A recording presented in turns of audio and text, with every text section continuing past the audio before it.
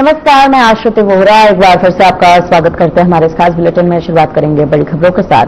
खबर कांकेर जिले से सामने आ रही है, जहां दुर्गा कोंडल ब्लॉक स्थित ग्राम कोड़े खुर्से में महार महारा समाज द्वारा पौष पूर्णिमा पर्व श्री नारायण देव महोत्सव का आयोजन किया गया, जिसमें मुख्य अतिथि के रूप में भानु प्रतापपुर विधानसभा क्षेत्र के विधायक सावित्री मनोज मंडावी शामिल हुई। साथ ही दुर्गा कोंडल जनपद पंचायत अध्यक्ष गोपीचंद बढ़ाई सहित क्षेत्र के जनप्रतिनिधि भी उपस्थित रहे। इस दौरान विधायक सावित्री मनोज मंडावी ने कहा कि इस दिन समाज के बीच पहुंचना बहुत अच्छा लगता है। यह समाज काफी जागरूक है और समाज की जो भी मांगे हैं उन्हें पूरा भी किया जा रहा है। साथ ही उन्होंने ये जानकारी दी कि जो भी मांगे हों उसे हम पूरा जरूर करेंगे और हम समाज के साथ खड़े रहेंगे।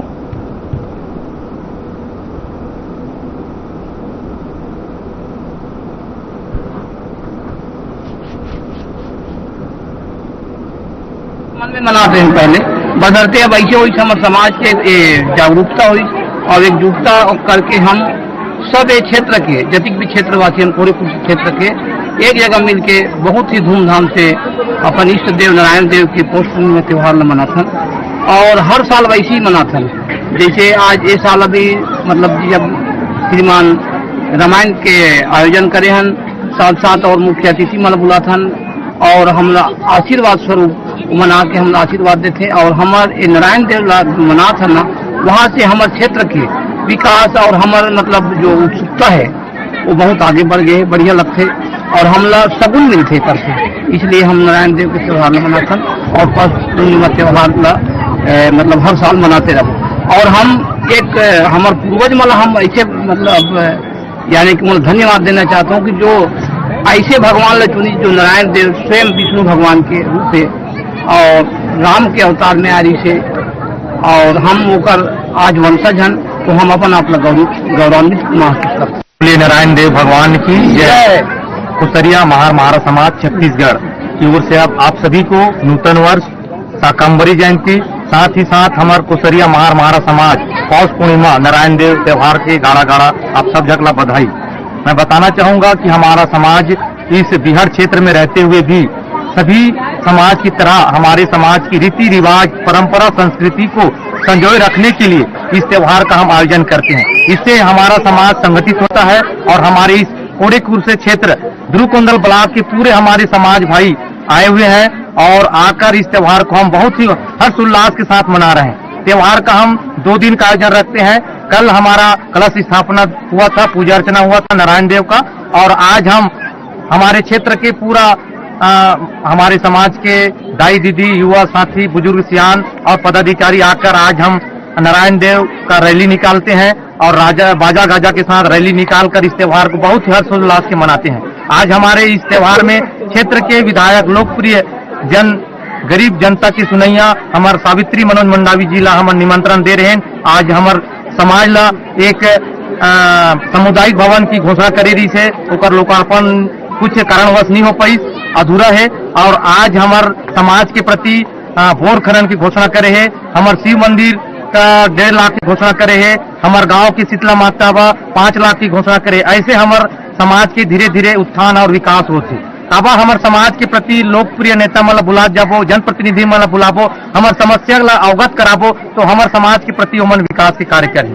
ऐसे इसी कारण हम जनप्रतिनिधि मला आमंत्रित करथन और साथ ही साथ हमारे प्रांत के, जिला के और परिक्षेत्र के सियान मला बुलाथन, हमारे समाज की एकता, रीति रिवाज ला बताते हैं और इस प्रकार से हम त्योहार मनाकर इस प्रकार से हम रीति रिवाज को संजोने का प्रयास करते हैं। निश्चित ही समाज का कार्यक्रम है और कुसरिया महारा समाज की जो कार्यक्रम था आज नारायण भगवान आज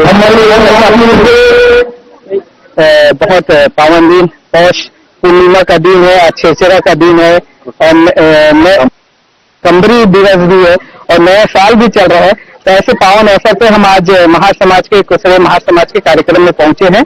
तो निश्चित ही बहुत अच्छा लगता है समाज के बीच पहुंचना और इनको भी बहुत अच्छा लगता है।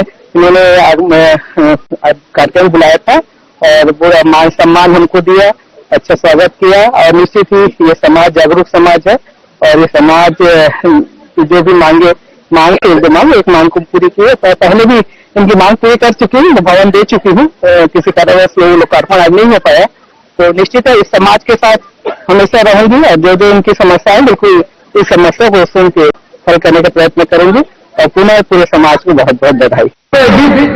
मुख्य अतिथि के रूप में दुर्ग पुलिस लोगों की जान और उनकी सुरक्षा को लेकर लगातार ऑपरेशन सुरक्षा अभियान चला रही है, जिसके अंतर्गत हेलमेट रैली भी निकाली गई है। आपको बता दें कि पूरे देश में सड़क सुरक्षा माह का आयोजन किया गया। उसी के अंतर्गत supreme court committee on road safety के अध्यक्ष नई दिल्ली के न्यायमूर्ति अभय मनोहर दुर्ग पहुंचे, जहां उनके द्वारा पीडब्ल्यूडी के सभागार में बैठक ली गई। आपको बता दें किस प्रकार की जागरूकता लाई जाए ताकि लोगों की जान माल की सुरक्षा हो सके, इस पर खास चर्चा हुई है। साथ ही कई एनजीओ संस्था और राइडर्स के द्वारा जागरूकता को लेकर बाइक रैली भी निकाली गई, जिसमें यातायात पुलिस भी शामिल हुई। महीने पर चलने वाले इस अभियान को जन जन तक पहुंचाने और जागरूक करने का काम ऑपरेशन सुरक्षा कर रही है।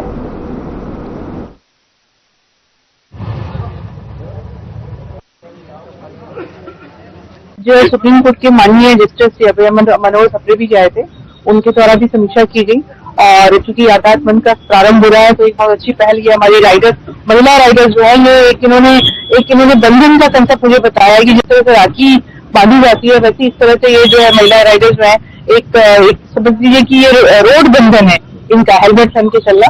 तो इस तरह का प्रोग्राम का शुरुआत भी हम लोग ये महिला राइडर्स के साथ में कर रहे हैं। ये पूरे महीने भर में जितनी तरह की अवेयरनेस की गतिविधियां हो सकती है, साल भर तो पुलिस काम करती है, इस एक महीने में हम लोग कोशिश करेंगे ज्यादा से ज्यादा लोगों तक पहुंचे और उन लोगों को अवेयर करें कि आप जैसे आज की मीटिंग में भी जोर दिया जाए कि थोड़ा दुर्घटनाएं जो है हेलमेट नहीं पहनने से और सीट बेल्ट नहीं लगाने से हो रही है। लोगों से ये अपील करना चाहे कि आप अपनी जिंदगी की परवाह करना सीखें, है ना। जिंदगी आपकी जाती है, हाथ पैर अपंग आप होते हैं, तो कम से कम हमसे नहीं, पुलिस कानून के डर से नहीं, अपनी जिंदगी के लिए सड़क नियमों का पालन करें। आज दुर्ग पुलिस ने यातायात माह का शुभारंभ किया है, जिसमें हेलमेट बाइक रैली का आयोजन किया गया था। यहाँ पर भी राइडर्स आए हुए हैं और एक अच्छा संदेश कि बाइक सवार हेलमेट पहन के चले, इसका पालन करें, यातायात नियमों का पालन करे का संदेश दिया जा रहा है। नम्रता, डायरेक्टर फाउंडर परिभ्रमणी फाउंडेशन। भिलाई में सड़क सुरक्षा को लेकर एक अनोखी पहल की गई है। जेडी टीवीएस जुनवानी शोरूम के द्वारा एक ऑल लेडी मोटरसाइकिल राइड का आयोजन किया गया है, जिसमें दुर्ग ट्रैफिक पुलिस, ट्रैफिक मितान एवं परिभ्रमणी फाउंडेशन के समर्थन से इस कार्यक्रम का आयोजन किया गया है। इस कार्यक्रम का उद्देश्य जो है वो लोगों को जागरूक करना, सड़क सुरक्षा के बारे में, हेलमेट सीट बेल्ट लगाने के बारे में, जो यातायात नियम है उसके बारे में लोगों को बताने के लिए। सरकारी आंकड़ों को अगर हम देखें तो हर साल तकरीबन 4,80,000 दुर्घटनाएं होती हैं, जिसमें से तकरीबन 1,77,000 की मृत्यु हो जाती है। यानी कि हम देखें तो हर दिन तकरीबन 470 मृत्यु हो रही है और हर एक मिनट में कम से कम 2 मृत्यु हो रही है। तो अगर हम यातायात नियमों का पूरे तरीके से नियमों का अगर पालन करें, सीट बेल्ट लगाए, हेलमेट लगाए, अपनी लेन पे चले, पूरे डिसिप्लिन रहे, सिंसियर रहे, तो हम दुर्घटनाओं को दूर कर सकते हैं। एक मशहूर शायर ने बहुत अच्छी पंक्तियां कही हैं कि आप अपना पता जब सड़क पे निकले तो जेब में लेके निकले। आप अपना पता जेब में निकले, हाथ से अक्सर चेहरे की पहचान मिटा देते हैं। तो मैं ये कहूंगी कि आप एक रूल को फॉलो कर सकते हैं। पहले आप दूसरों को जाने दीजिए, आप सुरक्षित रहिए। जल्दबाजी के चक्कर में अक्सर दुर्घटनाएं होती हैं। कम से कम आप दूसरों का अगर ख्याल नहीं रख सकते हैं तो अपना ख्याल रखिए, अपने परिवार वालों का ख्याल रखिए, क्योंकि आपके साथ अगर आपकी मृत्यु होती है या आप हैंडीकैप होते हैं तो आपके परिवार को सबसे ज्यादा सफर करना पड़ता है। तो कम से कम अपने में तो अपने परिवार वालों के बारे में सोचिए और नियमों का पालन करिए। धन्यवाद।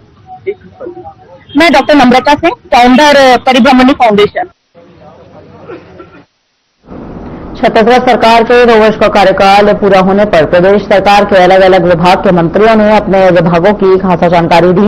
इसी कड़ी में कृषि विकास एवं किसान कल्याण, जैव प्रौद्योगिकी, मछली पालन, पशुधन विकास विभाग की उपलब्धियों की भी जानकारी देते हुए आपको बता दें कि विभाग के मंत्री रामचार नेताम ने अपने विभाग को लेकर नया रायपुर स्थित संवाद में प्रेस वार्ता की, जिसमें उन्होंने बताया कि 2 साल में कृषक उन्नति योजना से 25 लाख किसानों को सहायता प्रदान की गई है।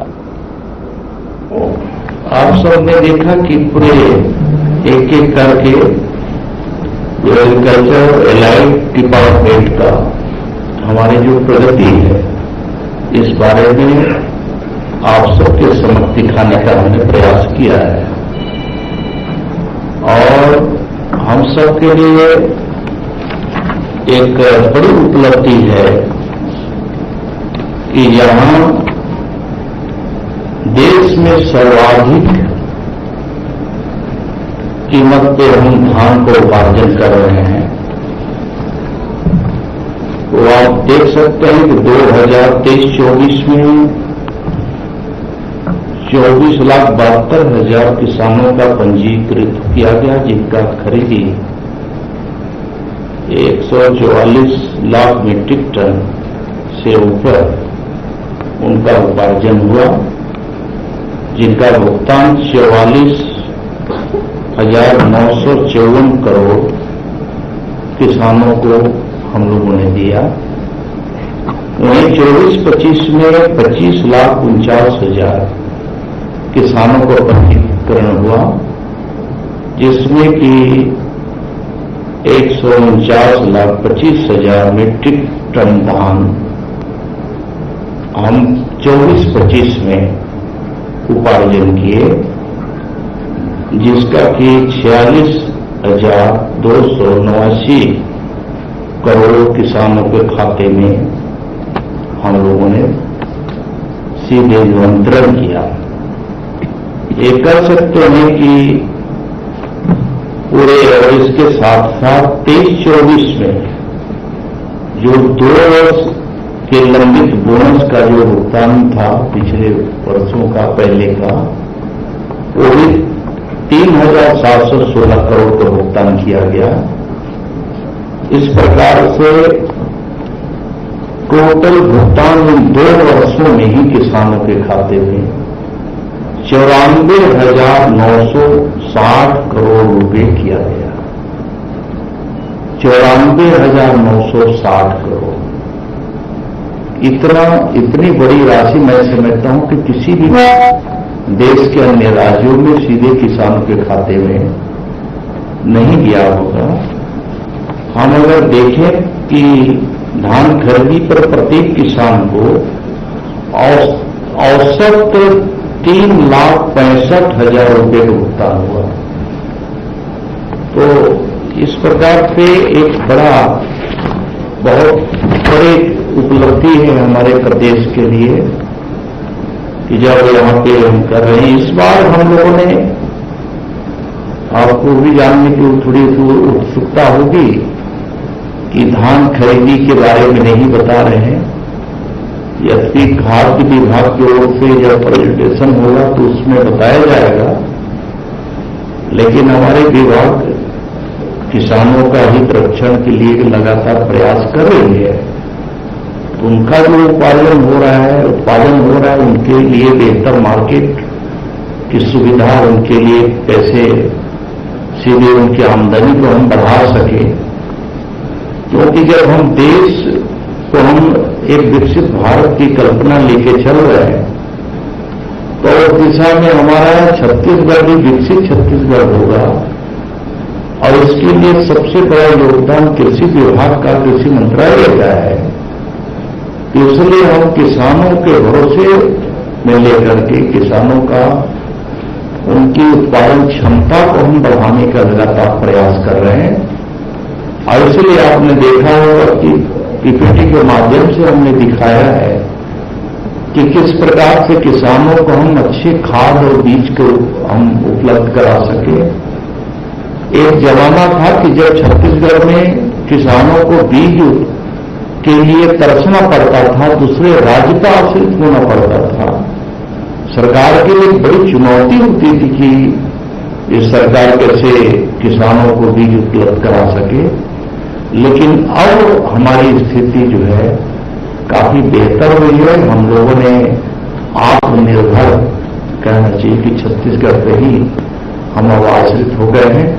हमारे किसानों की इतनी उनकी कार्य क्षमता बढ़ा है, उत्पादन भी बढ़ा है। और मैं धान के बारे में बता देना चाहूंगा कि इस बार हम लोगों ने 15 नवंबर से प्रारंभ किया था और 30 जनवरी तक चलने की जो हम लोगों ने एक समय सीमा निर्धारित किया है।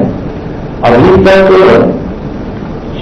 ये 14,38,000 किसान से हम धान खरीदी किए हैं, जिसमें कि 77,80,000 मेट्रिक टन धान की खरीदी हो चुकी है और अभी 18,644 करोड़ 18,644 करोड़ का भुगतान किसानों के खाते में ये राशि कर दिया गया है। और मैं ऐसा मानता हूं कि 31 जनवरी तक हमें बाकी जो शेष बचे हुए किसान हैं उनका भी हम खरीदी हम कर लेंगे। इस प्रकार से कह सकते हैं कि एक रिकॉर्ड खरीदी हम इन पिछले 2 वर्षों में किया है किसानों का दाम, और चालू वर्ष में भी हम इस दिशा में लगातार आगे बढ़ रहे हैं।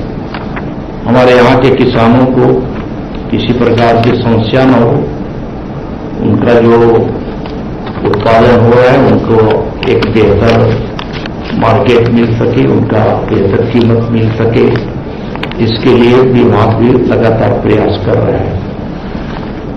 इस प्रकार से हमने कोशिश किया है कि समस्त विभाग का एक संक्षेप में जानकारी देने का, और अलग से हम फोल्डर दे रहे हैं, उस फोल्डर के साथ में भी सभी चीजें हैं। और जब कभी भी जब जरूरत लगे कुछ भी बात करने की तो आप स्वतंत्र हैं। आप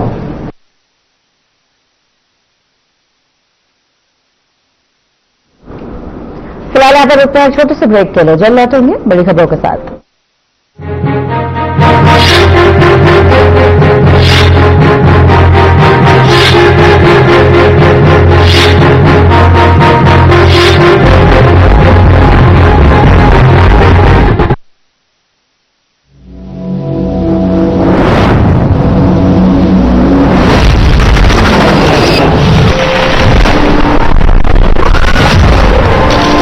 जय जोहार। छत्तीसगढ़ राज्य अपन गठन के 25 बछर पूरा करी है।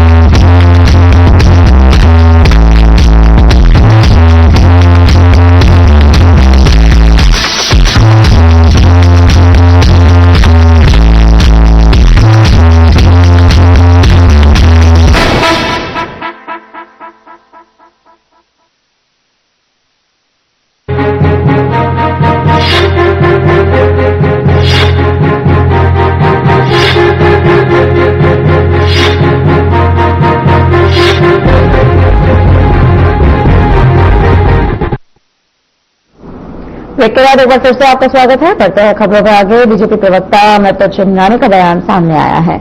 उन्होंने कहा कि कांग्रेस अगर चैतन्य बघेल को जमानत मिलने पर दोष मुक्त मान रही है तो क्या कवासी लखमा को जमानत नहीं मिलने पर दोषी मानती है।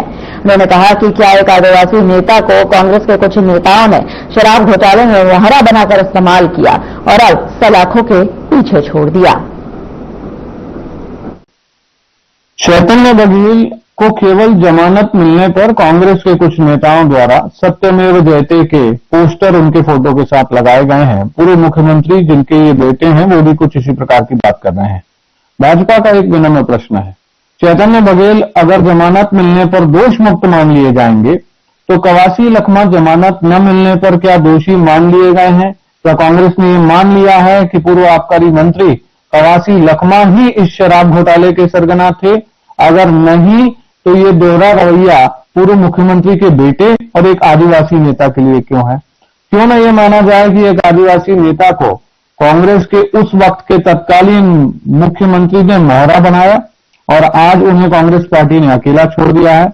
जिन भी लोगों ने छत्तीसगढ़ सरकार के राजस्व पर डाका डालने का प्रयास किया था, जिन भी लोगों ने जनता का पैसा लूटने का प्रयास किया था, जिन भी लोगों ने शराब घोटाला किया था, एक भी व्यक्ति छोड़ा नहीं जाएगा और केवल जमानत मिल जाना दोष मुक्त होना नहीं माना जाता।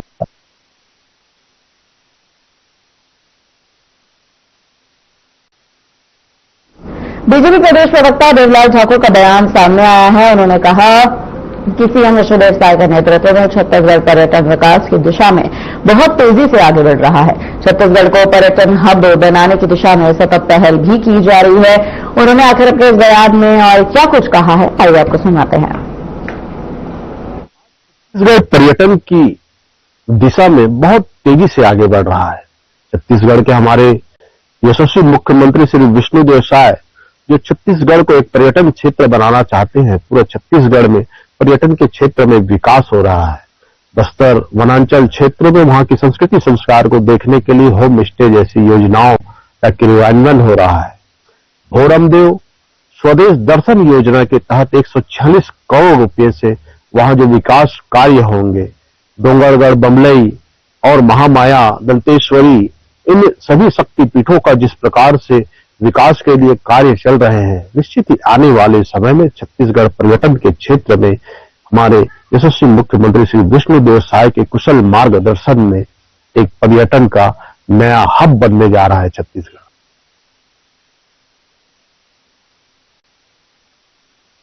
मुख्यमंत्री विष्णुदेव साय और उप मुख्यमंत्री विजय शर्मा बस्तर पंडम संस्कृति एवं विकास कार्यक्रम के लिए दंतेवाड़ा पहुंचे। बता दें कि वहां पहुंचकर उन्होंने सबसे पहले मां दंतेश्वरी माता के चरणों में पूजा अर्चना की। यह आयोजन बस्तर की जनजातीय संस्कृति, परंपराओं और विकास को बढ़ावा देने के लिए किया जा रहा है। फिलहाल अब आप इस पर देखिए हमारी खास रिपोर्ट।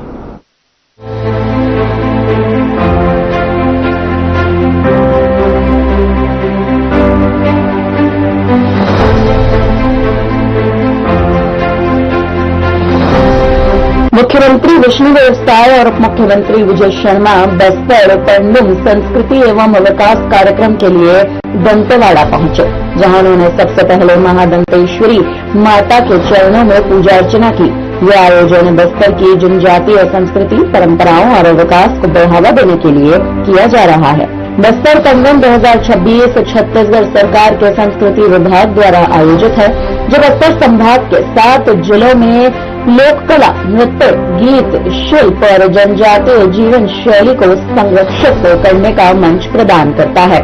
मुख्यमंत्री विष्णुदेव साय के निर्देश पर यह कार्यक्रम जनपद, जिला और संभाग स्तर पर प्रतियोगिताओं के रूप में चलेगा। इसमें मूल निवासी कलाकारों को प्राथमिकता दी जाती है। दंतेवाड़ा मां दंतेश्वरी की नगरी होने के कारण बस्तर पंडुम का महत्वपूर्ण केंद्र है, जहां नेताओं ने मंदिर दर्शन के बाद विकास योजनाओं पर चर्चा की। यह उत्सव आदिवासी संस्कृति को राष्ट्रीय स्तर पर प्रदर्शित करता है। पूरे प्रदेशवासियों के नाम समर्पित ये कार्यक्रम बस्तर की पहचान मजबूत करेगा। हमारे धर्मस्वर संस्कृति मंत्री श्री राजेश अग्रवाल जी, क्षेत्र के सांसद महेश कश्यप जी, यहाँ के विधायक चैतराम अदानी जी और सभी वरिष्ठों और अधिकारियों और इस क्षेत्र के मानसी, चालकी, गहता, पुजारी और समाज के प्रमुखों सबकी उपस्थिति में लॉन्चिंग की और पिछले साल करीब 47,000 लोग इसमें शामिल हुए थे और जिस तरह से ओलंपिक में इस साल 3 गुना संख्या बढ़ी, तो पूरा उम्मीद है कि इस साल बस्तर पंडुम में भी संख्या 3 गुना बढ़ेगी। पिछले साल 7 विधा में बस्तर बंधु का आयोजन था और समापन के अवसर में हमारे देश के आदरणीय गृहमंत्री अमित शाह जी ने कहा था कि इसको बढ़ा के 12 कर। तो इस साल 12 विधा में ये बंधु मनाया जाएगा और बड़ी प्रमुखता के साथ मनाया जाएगा और निश्चित रूप से छत्तीसगढ़ की जो हमारी जनजातीय समाज जो संस्कृति है, इनका रहन सहन है, वेशभूषा है, खान पान है, वाद्य यंत्र है, नृत्य वगैरह है, ये पूरे देश और दुनिया में विख्यात है। सभी को धीरे धीरे करके प्रारंभ कर रहे हैं। इसके बाद आपने बोला भी था कि चालू करेंगे, बिल्कुल इस पर चर्चा करते हैं। सर रहना है 21 मार्च तक को देखिए, उसके बाद ऐसी परिस्थिति बनेगी देखेंगे। उद्बोधन में ही कहा कि विकास में बहुत बड़ा बाधक के नक्सलवाद था, वहाँ कोई जाते नहीं थे, लेकिन अब नक्सलवाद समाप्त होगा रूप से विकास भी वहाँ। इस प्रकार बस्तर पेंडो मुस्लिम सांस्कृतिक विरासत का सशक्त मंच है जो पीढ़ियों से हमारी आत्मा में बसी हुई है। ये आयोजन आदिवासी जीवन, परंपराओं और कला को संरक्षित करते हुए युवाओं और कलाकारों को प्रेरित करने का माध्यम भी है। Bureau report.